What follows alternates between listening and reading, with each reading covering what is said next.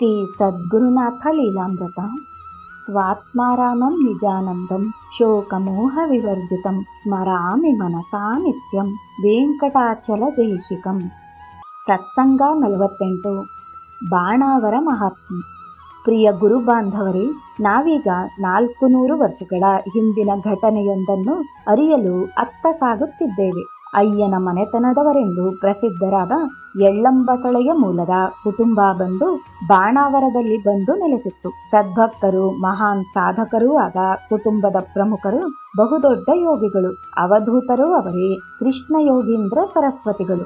ಒಮ್ಮೆ ಬಾಣಾವರದಲ್ಲಿ ಅನೇಕ ಜನ ಕಾಶಿ ಯಾತ್ರೆ ಮಾಡಲು ಹೊರಟರು. ಪ್ರತಿಯೊಬ್ಬರಿಗೂ ಜೀವಿತದಲ್ಲಿ ಒಮ್ಮೆ ಕಾಶಿಯನ್ನು ಕಾಣುವ, ಕಾಶಿಯ ಗಂಗೆಯಲ್ಲಿ ಮಿಂದು ತಮ್ಮ ಜನ್ಮವನ್ನು ಪವಿತ್ರ ಮಾಡಿಕೊಳ್ಳುವ ಅಭಿಲಾಷೆ ಇರುತ್ತದೆ. ಇದು ಸಹಜವೂ ಹೌದು. ಅದರಲ್ಲಿಯೂ ನಮ್ಮ ಅಕ್ಕಪಕ್ಕದವರು, ಜೊತೆಯವರು ಕಾಶಿ ಯಾತ್ರೆ ಮಾಡುತ್ತಾರೆಂದರೆ ನಮಗೂ ಇಂತಹ ಭಾಗ್ಯ ದೊರಕಿಸಪ್ಪ, ನಮ್ಮಿಂದ ಕಾಶಿ ಯಾತ್ರೆ ಮಾಡಲಾಗುತ್ತಿಲ್ಲವಲ್ಲ ಎಂದು ದೈನ್ಯವಾಗಿ ಆ ಪ್ರಭುವಿನಲ್ಲಿ ಬೇಡುವುದು ಸಹಜ. ಅಂತೆಯೇ ಬಾಣಾವರದಲ್ಲಿ ಕೃಷ್ಣ ಯೋಗೀಂದ್ರ ಸರಸ್ವತಿಯವರ ತಾಯಿಯೂ ಬೇಡಿದರಂತೆ. ತಾಯಿಯ ಹಂಬಲವನ್ನರಿತ ಗುರುಗಳು, ನೀನ್ಯಾಕೆ ಅಲ್ಲಿಗೆ ಹೋಗಬೇಕಮ್ಮ, ಕಾಶಿಯ ಗಂಗೆಯನ್ನೇ ತರಿಸುತ್ತೇನೆ ಎಂದು ಎದುರುಗಿದ್ದ ಗೋಡೆಯನ್ನು ಗೊದ್ದಿದರಂತೆ. ಸದ್ಗುರುಗಳಿಗೆ ಅಸಾಧ್ಯವಾದುದೇನಿದೆ? ಆ ಕೂಡಲೇ ಆ ಗೋಡೆಯಿಂದ ಭಾಗೀರಥಿ ಹೊರಬಂದಳು. ಆ ಗುರುಮಾತೆ ಕಾಶಿಯ ಗಂಗೆಯಲ್ಲಿ ಮಿಂದು ಕೃತಾರ್ಥರಾದರಂತೆ. ಉತ್ತರದ ಕಾಶಿಯಲ್ಲಿ, ದಕ್ಷಿಣದ ಈ ತುದಿಯ ಬಾಣಾವರವೆಲ್ಲಿ? ಗುರು ಸಾಮರ್ಥ್ಯ ಏನೂ ಆಗಿಸಬಲ್ಲದೆಂಬುದಕ್ಕೆ ಇದು ಒಂದು ಸಣ್ಣ ಉದಾಹರಣೆಯಷ್ಟೇ. ಅಂತಹ ಮಹಾಸಮರ್ಥರು ಕೃಷ್ಣ ಯೋಗೀಂದ್ರ ಸರಸ್ವತಿಗಳು. ಓದುಗ ಬಂಧುಗಳೇ, ಇವತ್ತಿನ ನಿತ್ಯ ಸತ್ಸಂಗದಲ್ಲಿ ಸಖರಾಯಪಟ್ಟಣದ ಗುರುನಾಥರ ವಿಚಾರದ ಬದಲು ಮತ್ತೊಬ್ಬ ಮಹನೀಯರ ಸಂಗತಿ ಬರುತ್ತಿದೆ ಎಂದು ಚಿಂತಿಸುತ್ತಿರುವಿರಲ್ಲ. ಕಣ್ಣರಿಯದಿದ್ದರೂ ಕರುಳರಿಯದೆ ಎಂಬ ಮಾತೊಂದಿದೆ. ಬಾಣಾವರದ ಕೃಷ್ಣ ಯೋಗೇಂದ್ರ ಮಹಾತ್ಮರಿಗೂ ಸಖರಾಯಪಟ್ಟಣದ ವೆಂಕಟಾಚಲ ಅವಧೂತರಿಗೂ ಬಹುದೊಡ್ಡ ಸಂಬಂಧವಿದೆ, ಅನುಬಂಧವಿದೆ, ಜನುಮಗಳ ನಂಟಿದೆ. ಹಾಗಾಗಿಯೇ ಗುರುನಾಥರ ಸತ್ಸಂಗದಲ್ಲಿ ಬಾಣಾವರಕ್ಕೆ ಮಹತ್ತರವಾದ ಸ್ಥಾನವಿದೆ. ಹೇಗೆ ಎಂಬುದು ಚಿದಂಬರ ರಹಸ್ಯ. ಆದರೂ ದೊರೆತ ಮಾಹಿತಿಗಳು ಭಾವುಕ ಭಕ್ತರಿಗಿಲ್ಲಿದೆ. ಕಡೂರು ಅರಸೀಕೆರೆಯ ಮಧ್ಯದಲ್ಲಿ ಬಾಣಾವರ ಎಂಬ ಊರಿದೆ. ಎಲ್ಲರಿಗೂ ಇದರ ಪರಿಚಯವಿರಬಹುದು. ನೂರಾರು ಬಾರಿ ನಾವು ನೀವೆಲ್ಲ ಈ ರಸ್ತೆಯಲ್ಲಿ ಓಡಾಡಿರಬಹುದು.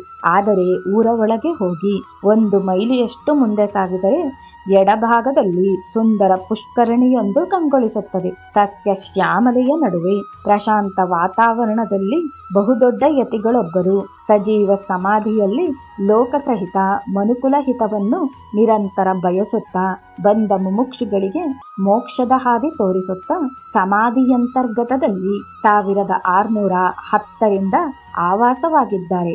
ಅವರೇ ನಮ್ಮ ಬಾಣಾವರದ ಆಧ್ಯಾತ್ಮಿಕ ಮುಕುಟ, ಮಹಾನ್ ಅವಧೂತರಾದ ಶ್ರೀ ಕೃಷ್ಣ ಯೋಗೇಂದ್ರ ಸರಸ್ವತಿಯವರು.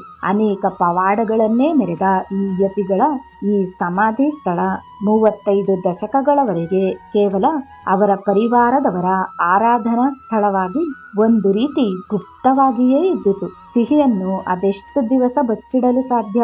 ಸಖರಾಯಪಟ್ಟಣದ ಗುರುನಾಥರಿಗಿದರ ಪರಿಚಯವಿತ್ತು.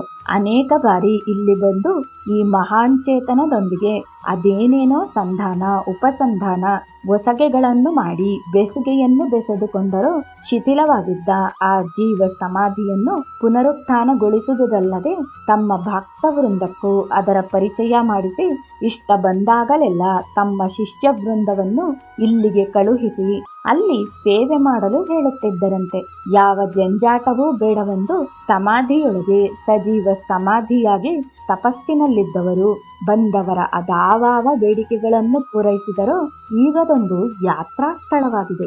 ಮತ್ತೊಂದು ವಿಶೇಷವೆಂದರೆ ಸಖರಾಯಪಟ್ಟಣದ ಗುರುನಾಥರು ಜಗದ್ಗುರು ಚಂದ್ರಶೇಖರ ಭಾರತೀ ಸ್ವಾಮಿಗಳ ಭಾವ ಬೃಂದಾವನವನ್ನು 108 ಕಡೆ ನಿರ್ಮಿಸಿ ತಮ್ಮ ಭಕ್ತ ಬಳಗಕ್ಕೆ ಸುಲಭವಾಗಿ ಅಲ್ಲಲ್ಲೇ ಶ್ರೀ ಶ್ರೀ ಶ್ರೀ ಚಂದ್ರಶೇಖರ ಭಾರತಿಗಳ ದಿವ್ಯ ಸಾನ್ನಿಧ್ಯ ದರ್ಶನ ದೊರಕುವಂತೆ ಮಾಡಲು ಮನ ಮಾಡಿದಾಗ ಮೊಟ್ಟ ಮೊದಲ ಬೃಂದಾವನವನ್ನು ತಮ್ಮ ಗುರುಗಳಾದ ಕೃಷ್ಣ ಯೋಗೀಂದ್ರ ಸರಸ್ವತಿಯವರ ಬೃಂದಾವನದ ಸನಿಹದಲ್ಲೇ ನಿರ್ಮಿಸಿದ ವಿಚಾರ ತಿಳಿದವರು ವಿರಳ.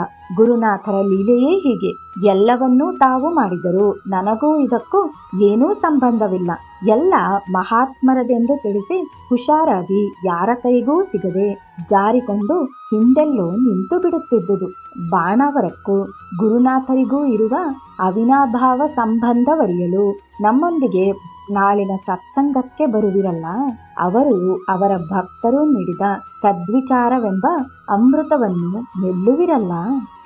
ಓಂ ನಮೋ ಭಗವತೆ ಸದ್ಗುರು ಶ್ರೀ ವೆಂಕಟಾಚಲ ಅವಧೂತ ಗುರುನಾಥಾಯ ನಮಃ.